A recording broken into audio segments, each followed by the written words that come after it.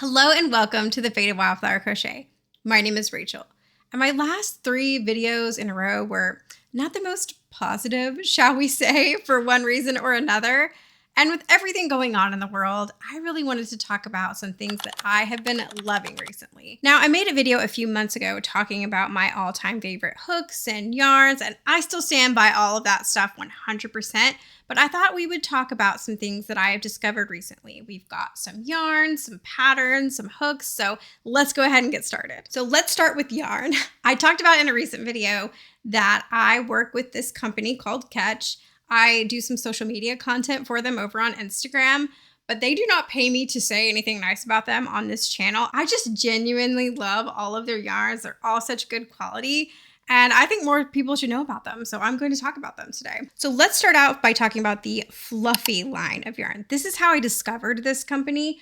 I did a video a few months ago where I tried out some different fluffy yarns, and I liked it in the video, but I continued to fall in love with it the more and more that I used it. Now, fluffy yarn is not the easiest ever in the whole wide world to work with. There's definitely a learning curve to it, but for a fluffy yarn, this one is so nice to work with. It is nice and thick. The texture in the end is just so nice and fluffy. And if you haven't seen a video where I've worked with fluffy yarns before, I have a tip for working with fluffy yarn to turn your plushie inside out in the end, and the texture is going to be so much nicer. Another tip that if you want to be able to see the eyes a little bit better is just to trim around the eyes a little bit so that you can see them a little bit better. There are just so many possibilities with fluffy yarn. Now, so far, I've only made amigurumi with this yarn, but I'm actually planning on making some cute little hats for my daughters for Christmas and putting little bear ears or bunny ears or cat ears or whatever on the top. And I think that that is going to be adorable, so stay tuned for that. But if you are looking to get into fluffy yarn, I definitely recommend this one. So next we have to talk about Catch Velvet. This yarn is so nice to work with. It doesn't have the shininess to it that some velvet yarns have. It's kind of more of a mixture between a velvet and a chenille, but regardless, it is so nice to work with. If you are looking to get into a chenille yarn or you've tried other chenille yarns and you don't really like them, I definitely recommend this one. It is so soft to work with, but it also has a nice strength to it so that when you are sewing with it, it doesn't completely fall apart. Now, it might shed a little bit here and there, just that cut end will shed a little, but it does not fall apart and become completely useless. You can see some plushies that I've made in the background, and I will include some footage of me sewing with it to show you that it does not fall apart nearly as bad as some other chenille yarns. So I definitely recommend this one. It also comes in a lot of really pretty colors, so definitely look into this one if you're wanting to get a nice, good chenille yarn. The last Catch yarn that I want to talk about today is their 100% cotton yarn. Before I started using this yarn, I thought I didn't like cotton yarns, to be honest. I tolerated them so that I could use them for things like washcloths, but I really just didn't enjoy working with them. They were always so stiff. A lot of them split. This one doesn't. Now, keep in mind, this is a lightweight cotton, so it is quite thin, but it makes the cutest little amigurumi. I've also made washcloths with this. I've made headbands with this. Now, it is not stiff to work with at all, which I love, but it still has a nice structure to it. So if you are in the market for a lightweight cotton, I definitely recommend this one. And again, it comes in a lot of really pretty colors. Okay, moving on. This video is not just an ad for Catch, even though I just really like their yarn. Again, I don't even have an affiliate code. I don't get anything by talking about them on this channel. I just really enjoy their yarns. So another chenille yarn that I just have to talk about is Big Twist Baby Bear. Now, I know that everyone went crazy when Big Twist came out with their Posh line, and I liked that yarn, but I didn't love it. It was a little bit more like blanket yarn, like a thinner Bernat blanket in my opinion, whereas Baby Bear is a little bit more of a mixture between a velvet and a chenille, and it's also a little bit thicker. I love this yarn. I think that the end result, here is one plushie that I've made with it, turns out so cute. I really like the texture of it, and it does still have a nice structure to it, but it's not as stiff as something like a blanket yarn, like a Bernat blanket or anything like that. It does still have a nice softness to it. But it is really just kind of this combination between different yarns, and I really, really like it. It does not fall apart too bad when sewing either. Now, a little bit more than something like the Catch Velvet that I talked about, but it kind of seems like it depends on which color you get, because the first yarn that I ever tried from them, I made a pillow that is meant to look like Lily. I will insert a photo, but I didn't have problems with that one shedding at all. It didn't fall apart and it didn't shed. I was so impressed with it. And then I tried a different color. I think it was like the off-white color. And then that one kind of fell apart a little bit more. Still not as bad as other chenille yarns on the market. That is for sure. I really like it. And I really wish that Big Twist would make more colors in this yarn because I absolutely love it. So let's talk about a couple of patterns that I've been loving. And the first one I have to talk about is this owl pattern. I reviewed this pattern on my channel a few months ago and I fell completely in love with it. And you probably saw me making this guy if you watched my Crochet Pet Peeves video. This is made in the Catch Fluffy yarn, by the way.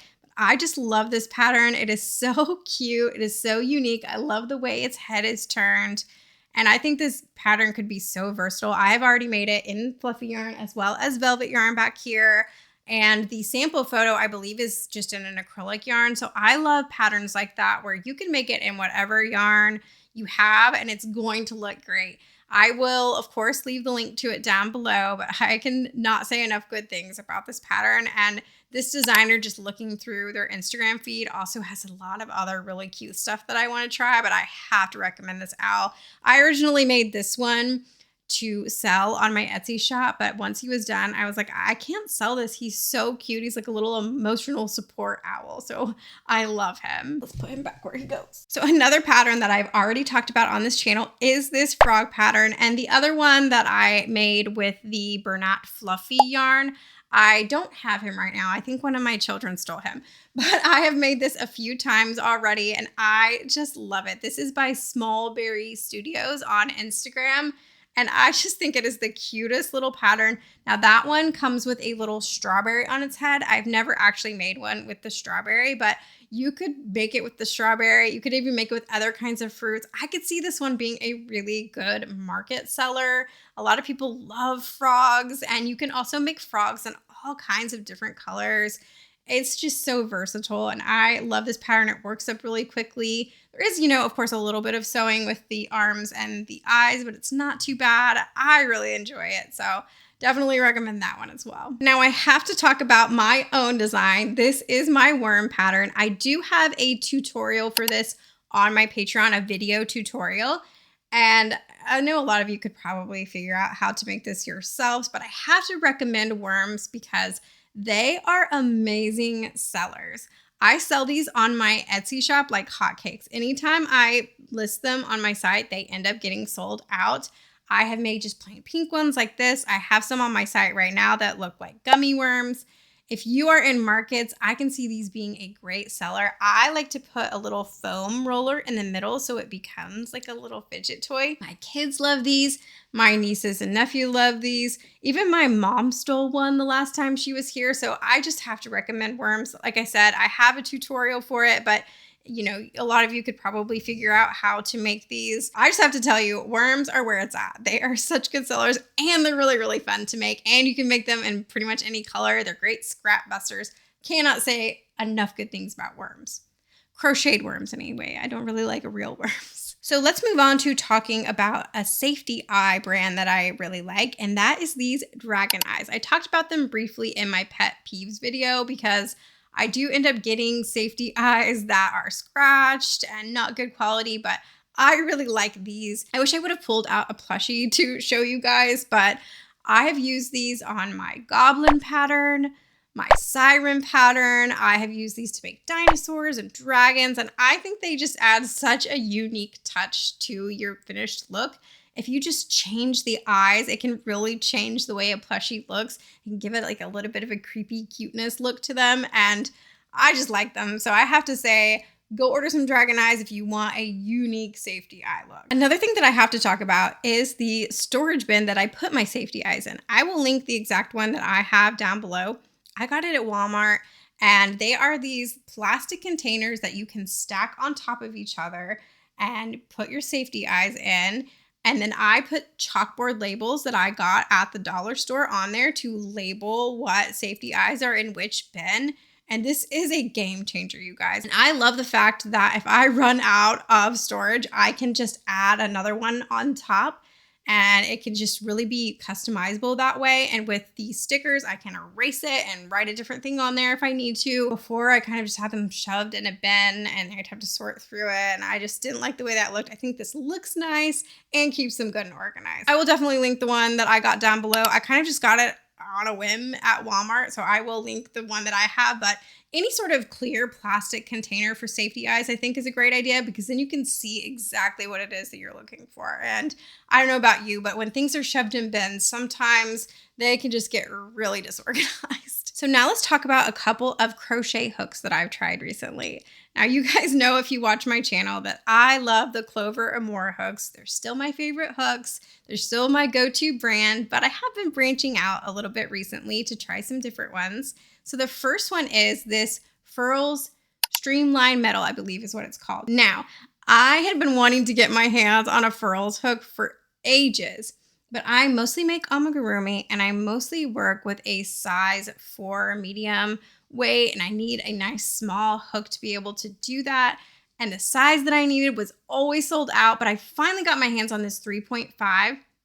And then I got it home and I had a little bit of buyer's remorse because these things are not cheap. And I discovered that I just don't really like making amigurumi with this hook. And that is because this hook is an inline hook.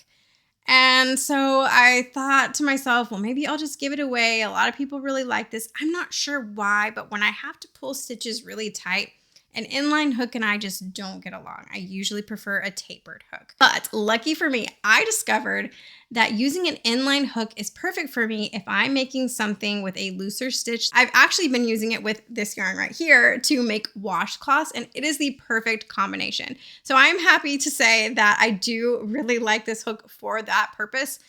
I wish I liked it for making amigurumi because it is so nice in your hands. It is a nice ergonomic design. It feels really good in the hand. It glides through the stitches, but for some reason, like I said, when I'm making amigurumi with it and having to pull my stitches tight, it's just not the right tension for me. I'm not sure why that is, but using it for other things I love. And if you love an inline hook, I definitely recommend these. So the other hook I have to talk about is one I've talked about a couple times on this channel so far, and that is the tulip hook. I don't know where it is right now, but I will put it on the screen. I have the red version. I'm not sure the exact name. I did talk about in my pet peeves video that this hook does have embossing on the handle that irritates my hands.